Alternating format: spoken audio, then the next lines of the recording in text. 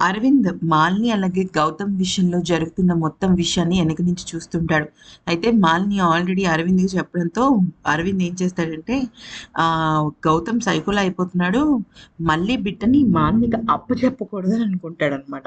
అయితే నెక్స్ట్ ఏం జరుగుతుందంటే మళ్ళీ తప్పించుకోవాలని చెప్పేసి డోర్ తీసేసి బయటకు వచ్చేస్తుంది. బయటికి రాగానే మొత్తం డెకరేట్ చేసిన సీమంతం హాల్ కనిపిస్తుంది అనమాట. అయితే ఒక్కసారిగా సీమంతం హాల్ చూసేసరికి మళ్ళీ కుప్పకూలిపోతుంది. ఎందుకనంటే గౌతమ్ మల్లిని ఎంతగానో ప్రేమిస్తున్నాడు.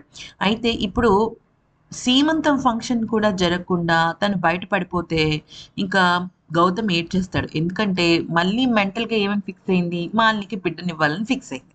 సో, ఇక ఈ సీమంతం ఫంక్షన్ నేను చేసుకోవాలి అని చెప్పేసి ఏమనుకుంటుందంటే చక్కగా చీర గీర కట్టుకొని రెడీ అయ్యి ఈ సీమంతం ఫంక్షన్ తర్వాత నేను వెళ్ళిపోతారా అనుకుంటుంది. అని లోపలికి వెళ్ళిపోయి గడి వేసేసుకుంటుంది. ఈలోపు గౌతమ్ మాలిని ఇద్దరు వచ్చి ఉంటారనమాట. మాలిని అంటుంది కళ్ళకి గంతలకి తీసే అంటే నేను తీయను, ఇప్పుడే వస్తానని చెప్పేసి వెళ్తాడు. అయితే మళ్ళీ ఏమంటుందంటే ఎందుకండి మీరు ఇలా చేస్తున్నారు, నేను మీకు బిడ్డని ఇవ్వలేను అని చెప్పేసి బాధపడుతుంటుంది. మరోవైపు అరవింద్ పోలీసుని తీసుకొచ్చేస్తాడనమాట వెనక నుంచి. అయితే ఇక మాలిని ఏమో మళ్ళీని చూడంగానే నేను నిన్ను ఎలాగైనా ఇక్కడి నుంచి తప్పించేస్తాను అని చెప్పేసి చెప్తుంది.